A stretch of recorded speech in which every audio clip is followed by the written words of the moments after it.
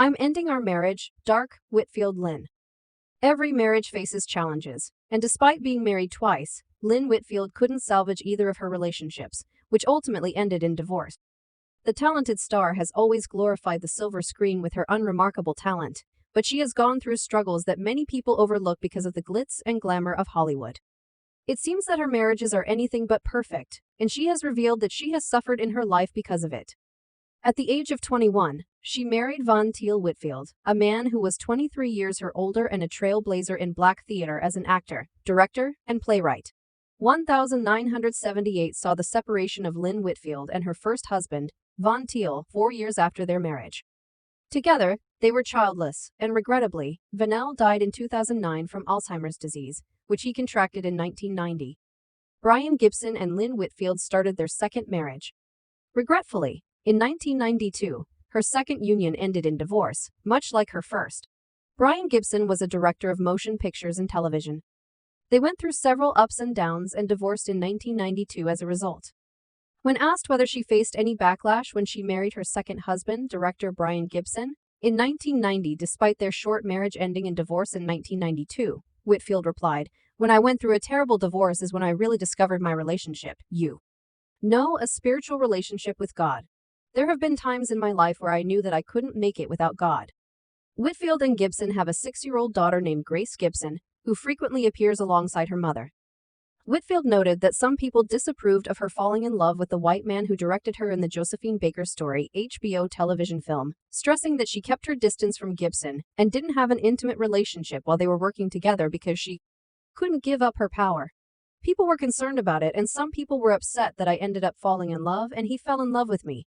Whitfield asked any black men who disapproved of her interracial marriage, "Where were you to step in and make me an offer I couldn't refuse?" The gifted American actress Lynn Whitfield began her career in theater and television before moving on to supporting parts in motion pictures. Whitfield became well known after taking home the Primetime Emmy for Best Lead Actress in a limited series or motion picture. Her outstanding performance as Josephine Baker in the HBO historical film, The Josephine Baker Story, garnered her a nomination for a Golden Globe Award as well. She is most renowned for her work in the 2000s in films such as Medea's Family Reunion and Thin Line Between Love and Hatred. Lynn Whitfield had a number of minor parts in television and movies. She co-starred in Tyler Perry's Medea's Family Reunion and the Chris Rock comedy Head of State. Whitfield also had regular appearances on Boston Globes.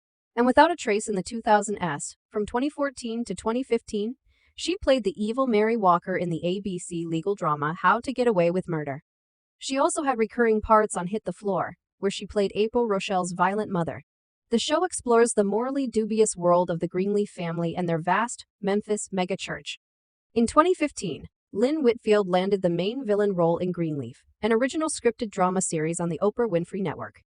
Whitfield took on the prominent character of Lady Mae Greenleaf, the authoritative minister's wife and the ambitious, money-driven matriarch of the family. The series also featured Keith David Merle Dandridge, Oprah Winfrey, and Kim Hawthorne. Whitfield won the Gracie Award for Outstanding Female Actor in a Supporting Role in a Drama Series in 2017 and the NAACP Image Award for Outstanding Supporting Actress in a Drama Series in 2019 and 2020. Critics praised Whitfield's performance, pointing out that her imperious aura was reminiscent of a grand soap opera diva like Joan Collins. After 5 seasons and 60 episodes, the program came to an end in 2020. Whitfield then landed a major part in the upcoming spin-off, Greenleaf, which is presently airing on the OWN network and is produced by Oprah Winfrey. Greenleaf rose to the top of the network and became the most popular cable series for women. The Emmy Award-winning Whitfield portrays Lady Mae Greenleaf in the drama. She is the wife of Bishop James Greenleaf, the pastor of a megachurch, and the Greenleaf family is plagued by controversy and unrest all the time. Lies, secrets, and betrayals. She promises that because the show is set in an upscale Memphis suburb, viewers will see some of Lady Mae's flaws and glimpses of her weaknesses.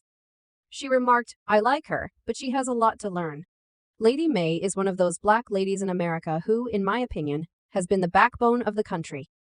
Her attitude to life and health management are similar, she once stated. "You get rid of the crud on the inside. Then you need to clear it out," Whitfield says. "It's imperative that you lighten things up since doing so will greatly improve your quality of life. The same is true for dead things, skin, and unpleasant memories. Many followers think that her failed marriages are the unpleasant memories she is referring about. During her divorce, the Emmy-winning actress turned to God for support. "You're doing excellent work. Now make it work for you," she said in a recent interview with the LA Sentinel. "I've personally been through a divorce when I won an Emmy, which was a goal I'd been working years for, was covered with disappointment." The actress said that attending church gave her comfort and peace. She recalled how she had stumbled into the West Angeles Church of God of Christ, peeked in the door, and saw that it was full. About to leave, I heard a woman say, "Lynn, you better come in and sit down. They found seat for me." This experience humbled Whitfield and helped her realize the profound impact of being a part of the church community. She said, "I was really humbled through that training and everything. If there isn't conflict or obstacles, there's truth. God, it's the difficult times that purify your soul and help you to attend church regularly."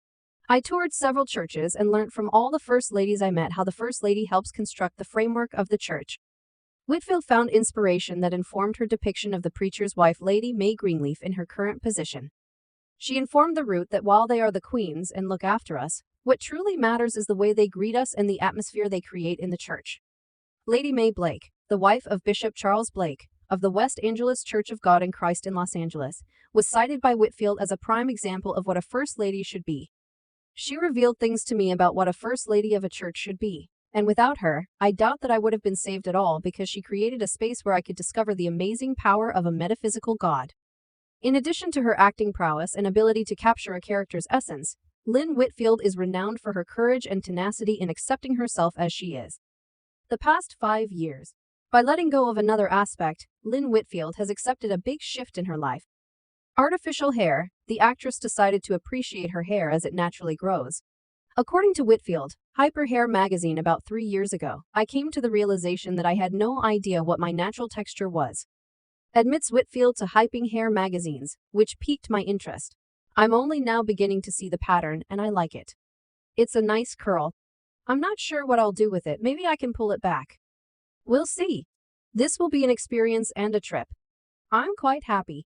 Being the mother of a beautiful young lady and the daughter of a breast cancer survivor, Lynn Whitfield feels that the impact of breast cancer is significant. This connection has inspired her to spearhead a campaign to raise awareness of the disease and emphasize the importance of early detection, especially for African American women. As a breast cancer survivor's daughter, she said she felt compelled to use her voice to raise awareness of the disease and stress the value of early detection. She also said that by empowering African American women through the Taking Charge of Breast Cancer initiative, we are spreading a message of hope. "We urge people to take a more proactive approach to managing their health and lifestyle by having yearly mammograms and doing self-breast checks on a regular basis." In addition to teaching women how to support and encourage the Black community through hardship, by eating well and exercising, Whitfield has been credited with inspiring and uplifted the Black community via her acting career. "I am thus fully dedicated to my most recent participation in the Taking Charge of Breast Cancer campaign, because it has the potential to encourage women and their loved ones to take charge of their health and lives when talking about how long they will live and how well they will do." Whitfield said it so concisely, "I'm grateful that I was a conduit for something that is so significant to our society. You never know how God will use you, and I look forward to much more. I'll warn anyone attempting to get rid of me that they are going to face difficulties." Away from the glitzy world of Hollywood, Lynn Whitfield has inspired countless people. She openly shares with us the highs and lows of her path, while maintaining her faith, strength, and commitment to being true to herself.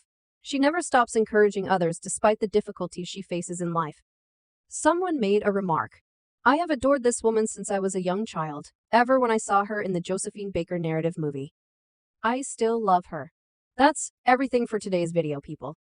Thanks for watching.